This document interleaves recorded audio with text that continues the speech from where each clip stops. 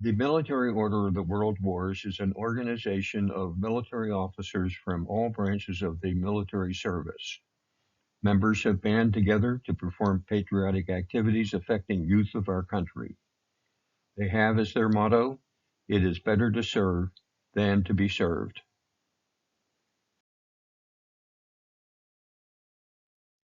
This presentation deals with World War I, which was referred to as the Great War due to its significant reshaping of the European continent. World War I, which began in August of 1914, killed millions of people, toppled empires, redrew national borders, gave birth to the world's first communist regime, and produced many new military technologies. In 1914, Europe was an armed camp dominated by two rival alliances. France and Russia formed an alliance in 1894 in fear of Germany's imperialistic ambitions. This led Germany into an alliance with Austria-Hungary, its neighbor. These powers maintained large armies and spent huge sums on military technology. Adding to an unstable Europe was Serbia's resentment of Austria's annexing Bosnia because it denied them the use of seaports. Here we can see the alignment of countries prior to the Great War. The largest nation was Austria-Hungary. All of the major European powers were looking for territories to conquer, and all of them had waged war in the past. The movement toward imperialism contributed to nationalism between the competing nations. The German Empire found itself encircled by enemies and robbed of its colonies. Austria annexed Bosnia in the summer of 1908, contributing to the mounting tension, since Serbia had designs on Bosnia. Let us now turn our attention to the leaders of these major powers. Emperor Franz Joseph ruled the Austrian-Hungary Empire beginning in 1848 until his death in 1916 at the age of 86. He divided his empire into dual monarchies, in which Austria and Hungary coexisted as equal partners. In 1879, he formed an alliance with Germany. His son Rudolf committed suicide with his mistress. Therefore, his nephew, Archduke Franz Ferdinand, became his heir apparent. Wilhelm II, Kaiser or King of Prussia, ruled Germany from 1888 to 1918. He was one of the most recognizable public figures of World War I. His tactless public statements greatly antagonized the international community, and his foreign policy was seen by many as one of the causes for the outbreak of World War I. He strengthened Germany's position as a great power by building a strong navy and promoting scientific innovation. Raymond Poincaré was president of France from 1913 to 1920. He was noted for his strong anti-German attitude and shifted the Franco-Russian alliance from the defensive to the offensive. As a conservative and nationalist, he was a strong advocate to strengthen France's armed forces in the event of war. He also strengthened alliances with Britain. Herbert Asquith, a successful attorney, was Prime Minister of England and leader of the Liberal Party from 1908 to 1916, when he was forced to resign. He was replaced by David Lloyd George. He oversaw England's mobilization for war. The monarch of England during his tenure was King George V. Asquith died in 1928 at the age of 75. Woodrow Wilson was the 28th President of the United States, having been elected in 1913 and served until 1921. Wilson served as president of Princeton University and as the 34th governor of New Jersey before winning the 1912 presidential election. He was considered a scholar and statesman, best remembered for his legislative accomplishments and his high-minded idealism. He died in 1924 at the age of 67. Nicholas II became the leader of Russia in 1896 at the age of 28. As the ruler of Russia, he resisted calls for reform and sought to maintain complete control over his subjects, but lacked the political skill and ability to do so. Antonio Salandra was a conservative Italian politician who served as the 21st Prime Minister of Italy between 1914 and 1916. He was succeeded by Vittorio Orlando. Salandra ensured the entry of Italy on the side of Britain, France, and Russia, having first joined the Central Powers. Victor Emmanuel III was King of Italy during this period. Salandra died in 1931 at the age of 78. Britain and France, alarmed about Germany's expansive ambitions and buildup of Navy power, entered into a mutual support agreement in 1904, which ended differences between the two nations. Russia joined the agreement 3 years later. Perhaps at this time it would be interesting to review the key factors and early signs that a country is planning to go to war. First, we have militarism, the buildup of forces and armament to prepare for war. Next, the creation of alliances, agreements between countries for mutual support and protection. A country's population must have a feeling of nationalism, that is, pride in one's country. The country has as its goal imperialism, that is, taking over other countries.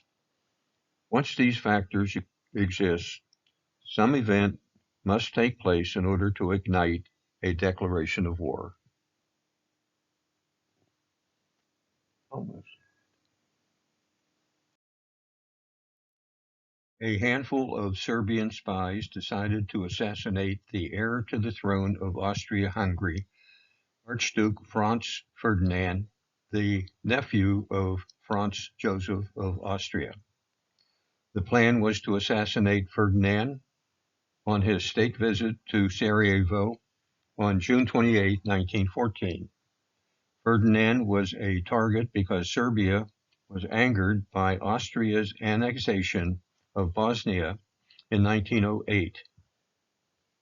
Gavrilo Princip, aged 19, shot and killed Ferdinand and his wife Sophie. Princip and fellow spies were apprehended and found guilty.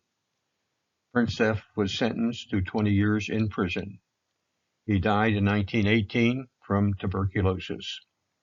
Following the assassination, Wilhelm of Germany convinced the Australians to adopt an uncompromising line against Serbia, effectively writing Austria a blank check for German support in the event of war. Wilhelm did not realize the chain reaction he subsequently created. 5 weeks later, on July 23rd, Austria-Hungary, pressured by Germany, issued an ultimatum that called for Austrian forces to enter Serbia to investigate the murders. Serbia, supported by Russia, rejected the initiative. This was the spark that ignited World War I. Within a week, Russia, Belgium, France, Britain, and Serbia had lined up against Austria-Hungary, Italy, and Germany, and World War I had begun. The Ottoman Empire invaded Russia. Prior to World War I, Italy sided with Germany and Austria-Hungary in a triple alliance. However, when war broke out, Italy waited until April of 1915 and then joined Britain, France, and Russia in a secret Treaty of London.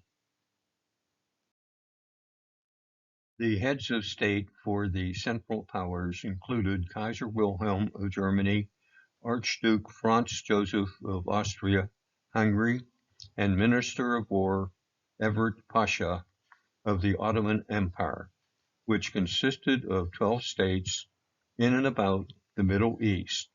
Note that Germany had the largest number of military personnel. The heads of state for the Allied forces included Prime Minister Herbert Asquith of Britain, President Raymond Poincaré of France, and Tsar Nicholas II of Russia. Note that both France and Russia had sizable armies, and Britain had a powerful navy. For those countries at war, young men were anxious to wear the military uniform of their country. Blame it on their lack of combat experience, the rise of nationalism, the race to build the dreadnought-class battleship, or blame it on national patriotism. Pictured are French soldiers proudly parading through the streets of Paris, and the wives of mobilized German soldiers proudly parading alongside their husbands. However, America was happy to sit back and watch the European madness. The Schlieffen Plan, devised 10 years before the start of World War I by German Field Marshal Alfred Schlieffen, Chief of the Army General Staff, was a failed strategy for Germany. The plan outlined a strategy for Germany to avoid fighting at its eastern and western fronts at the same time. Schlieffen's strategy assumed that Russia would take at least 6 weeks to mobilize and attack Germany. During that time, Germany would attack France by marching through the neutral Netherlands and Belgium. Schlieffen died in 1913. However, his plan was implemented by his successor.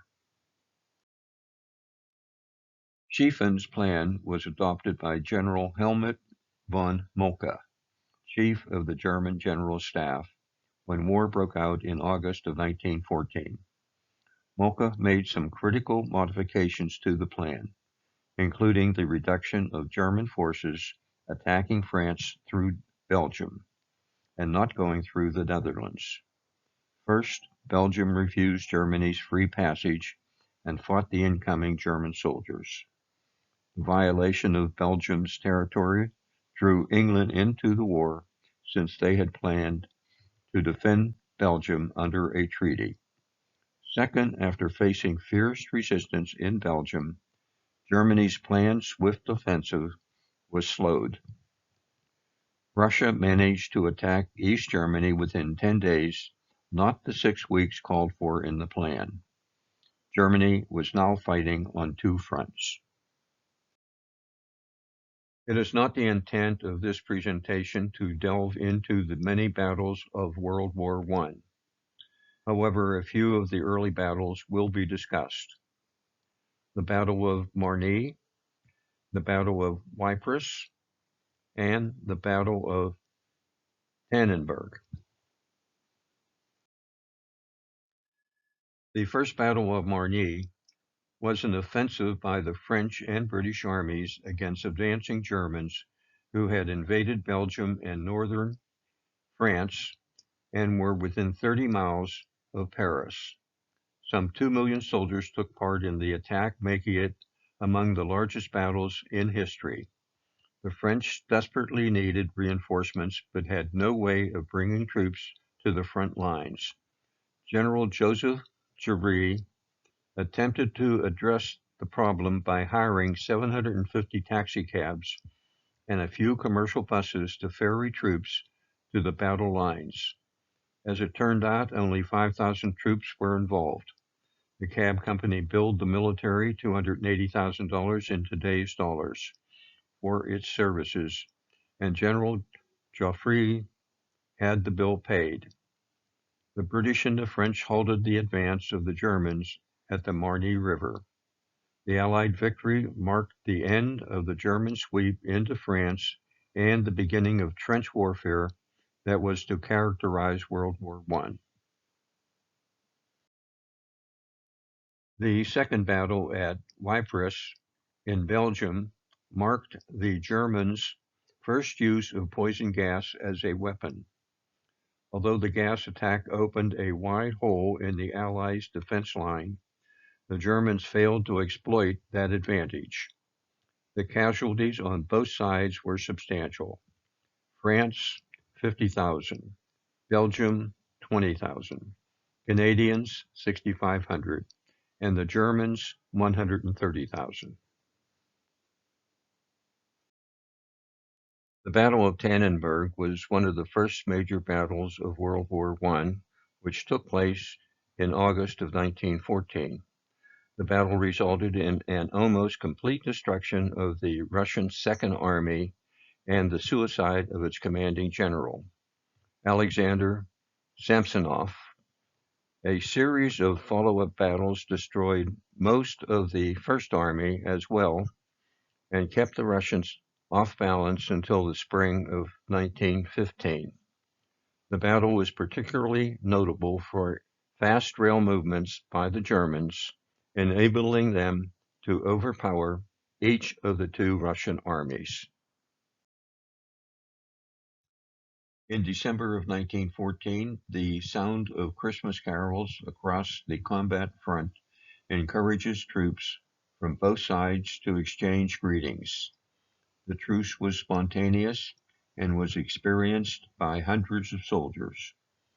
Enemy soldiers climbed out of their trenches to meet in the so-called no man's land that separated the armies. Normally, the British and the Germans communicated with streaking bullets, but now there was handshakes and words of kindness. The soldiers traded songs, tobacco, and wine, joining in holiday parties in the cold night of Christmas Eve. Turkey, the dominant nation of the Ottoman Empire, desperate for naval power, commissioned two battleships from Britain before the war. When the conflict erupted, Britain seized the two ships for their own defense. The angry Turks accepted Germany's offer to replace the two battleships and joined the Central Powers in October of 1914. The man on the right in this photo is Private Adolf Hitler, age 25, an Australian by birth who was allowed to serve in the German army during World War I. He was decorated for bravery in October of 1914, after he carried a wounded captain from the battlefield under heavy fire near Ypres in Belgium. He was awarded the Iron Cross First Class for his bravery. It was August of 1914, and the United States stays out of the European War.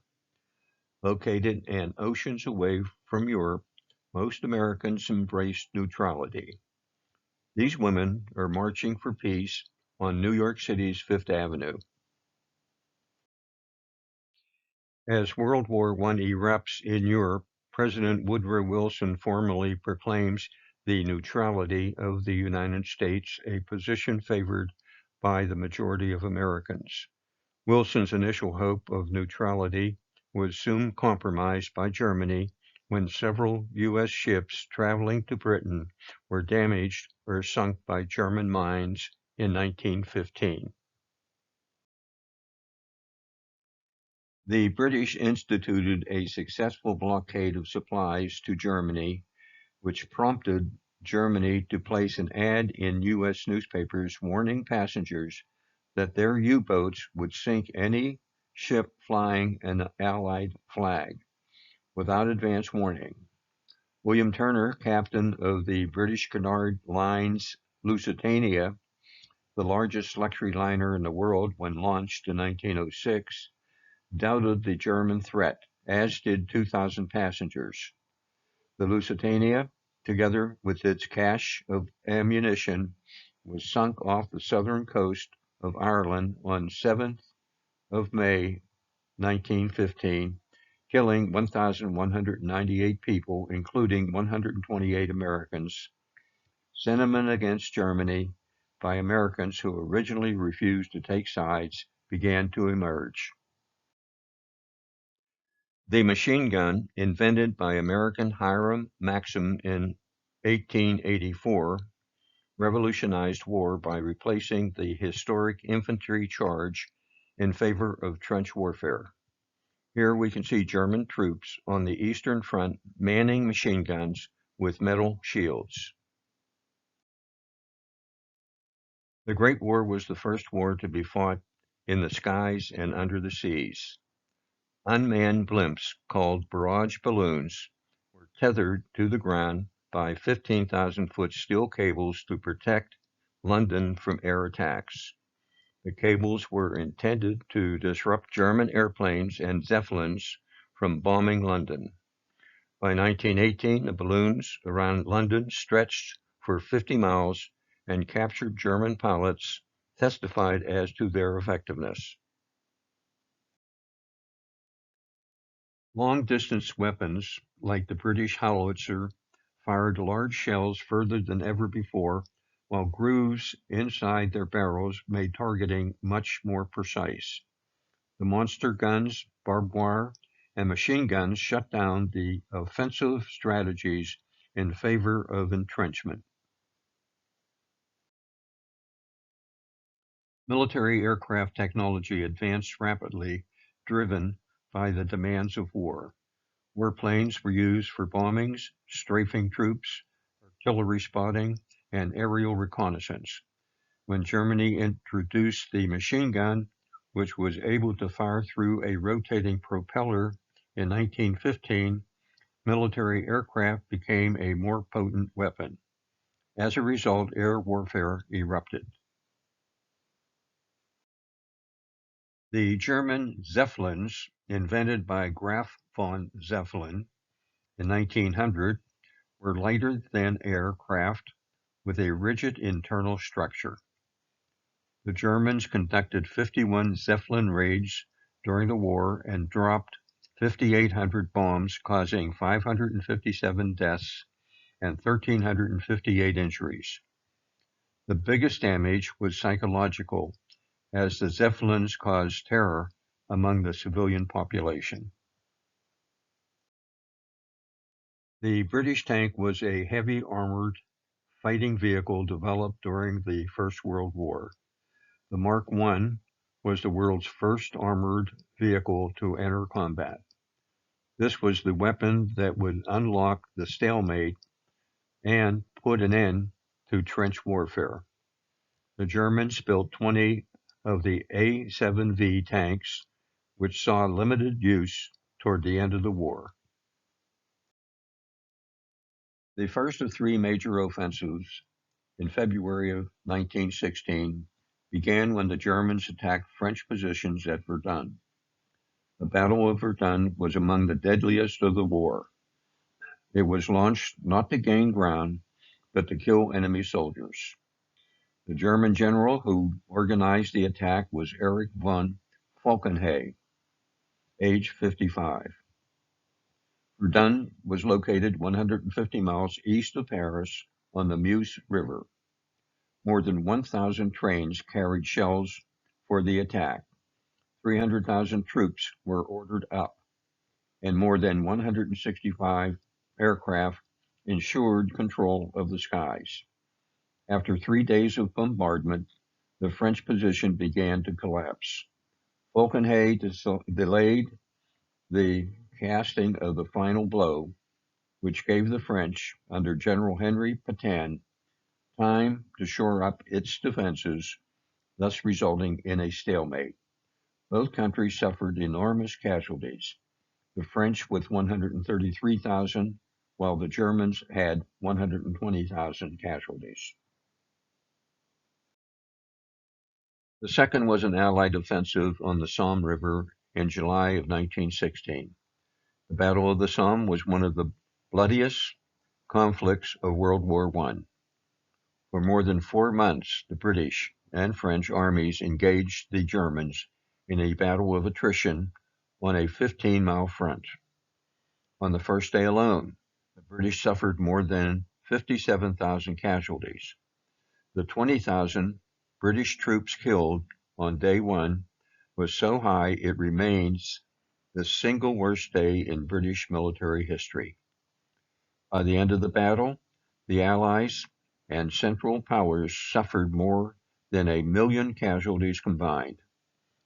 Due to the grim death toll, Germany shifted its strategy away from the Western Front to submarine warfare, which played a part in bringing the United States into the war. The third was a brilliant Russian campaign on the Eastern Front that dealt an almost fatal blow to the Austro-Hungarian Empire. Russian General Alexei Brusilov, rather than concentrating his troops in massive numbers, he attacked along a 200-mile border between Russia and Austria, Hungary, and Prussia.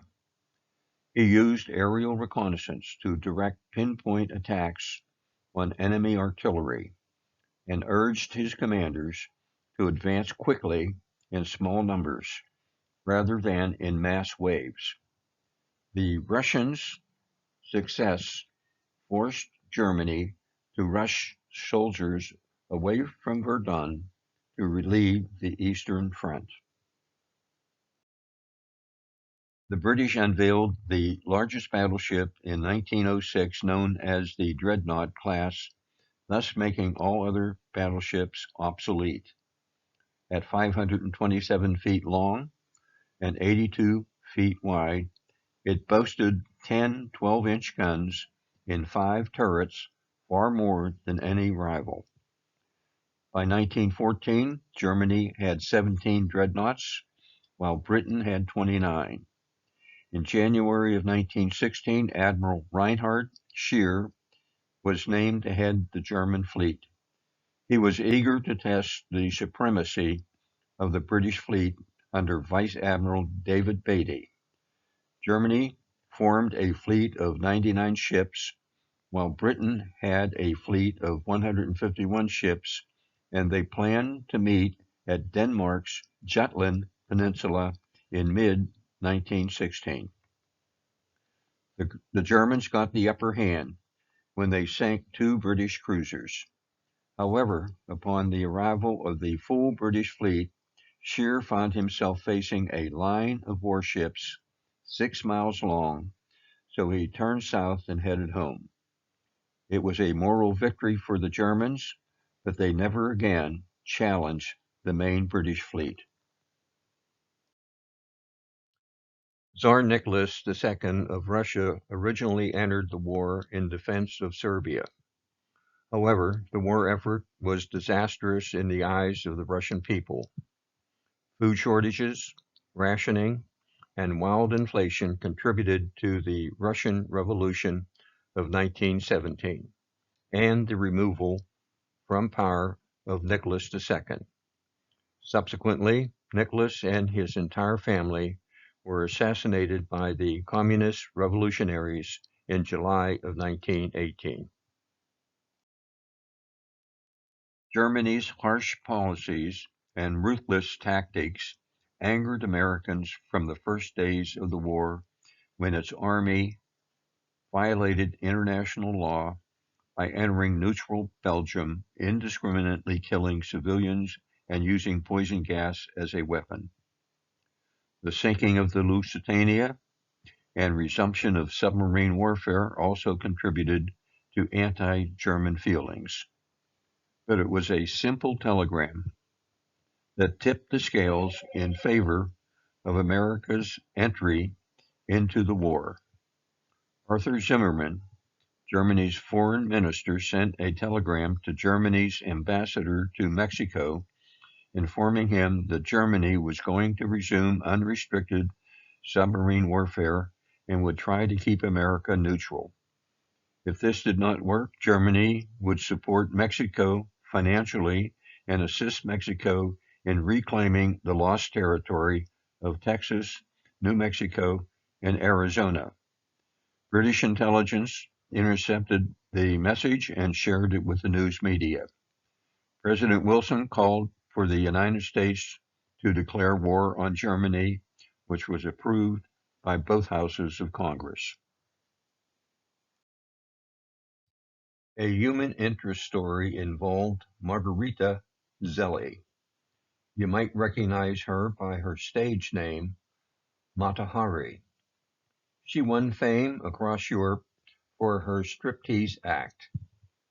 She was involved with wealthy and politically powerful lovers from many lands. Both France and Germany approached her to spy for them. The French came to the fear that she was a double agent. She was arrested in Paris in 1917 and convicted of espionage. Found guilty, she was executed by a firing squad. When the United States entered the war in April of 1917, its military was unprepared to fight. The Army only had 100,000 soldiers, requiring President Wilson to institute the first draft since the Civil War. General John J. Pershing, a West Point graduate who had been promoted to brigadier general by Theodore Roosevelt over the heads of 862 senior officers, was named to lead the American Expeditionary Forces in Europe. Pershing was as green as his troops when it came to the sort of warfare raging on the Western Front. U.S. troops began arriving in France in early 1918, and by the end of the war, the number would amount to 2.8 million troops.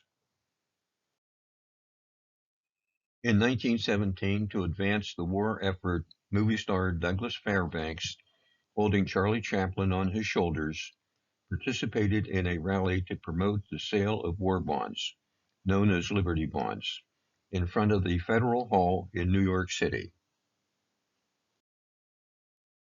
The German challenge in 1918 was to score a lethal blow, seizing Paris or destroying the British and French armies before the arrival of the American forces. Neither goal was achieved, and with the civil society collapsing at home, the German generals were running out of time.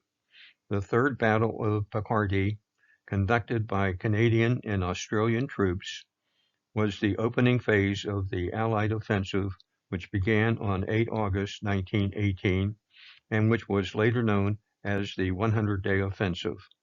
Some 15,000 German troops were taken prisoner the first day, and many seemed happy to surrender.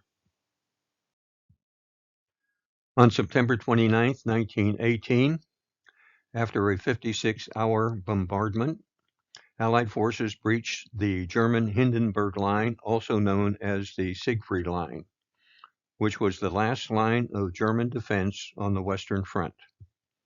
The Siegfried Line was a heavily fortified zone running several miles behind the active front. British artillery fired a record 945,000 shells, as evidenced by the spent shell casings shown in this picture. The offensive against the Hindenburg-Siegfried Line was driven by Australians and U.S. troops. Participating in the attack were Colonel George S. Patton, who led a tank unit, and General Billy Mitchell, who commanded 1,400 aircraft. After 4 days of battle and heavy losses on both sides, the Germans were forced to retreat. With Kaiser Wilhelm II pressured by the military into accepting governmental reform, and Germany's ally, Bulgaria, suing for an armistice, the Central Powers were in disarray on the battlefield as well as on the home front. The Meuse-Argonne offensive was the largest operation of the American Expeditionary Forces, with over 1 million American soldiers participating. It was also the deadliest campaign in American history. resulting in over 26,000 soldiers being killed in action and over 120,000 total casualties. It was the final Allied offensive that forced the Germans to agree to the armistice on November 11, 1918. Italy entered the war on the side of the Allied powers. Italy began to fight against Austria-Hungary along its northern border. The Italian army repeatedly attacked and, despite winning a majority of the battles, suffered heavy losses and made little progress since the mountainous terrain favored the defenders.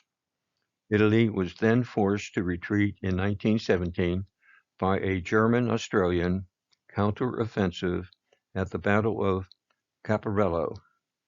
By the end of the war, 600,000 Italians were dead, 950,000 were wounded, and 250,000 crippled for life. Italy gained very little as a result of the Versailles Treaty. The domestic situation in Germany was deteriorating, largely because of food shortages caused by the British naval blockade of German ports. The failure of the German Spring Offensive and the loss of her allies resulted in a German surrender and the signing of a ceasefire agreement on November 11, 1918. 2 days earlier, Kaiser Wilhelm abdicated and Germany became a republic. On June 28, 1919, Germany and allied nations signed the Treaty of Versailles, formally ending World War I. Signing the November 11, 1918 armistice on behalf of France and Britain were French Marshal Ferdinand Foch, the Allied Supreme Commander, and British First Sea Lord Admiral Rosalind Wemyss. Signing on behalf of Germany were Matthias Esserberger, a civilian politician, Count Alfred von Oberndorf from the Foreign Ministry, Army Major General Dietlof von Winterfeldt, and Navy Captain Ernst Vancelow. What is purported to have taken place on the day of the armistice was signed, and what were the provisions?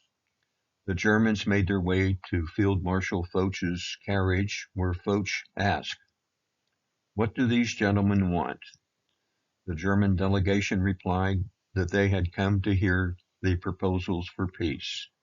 Foch replied, "I have no proposals to make." The Germans knew that it would not be a two-sided negotiation, but a humiliating defeat.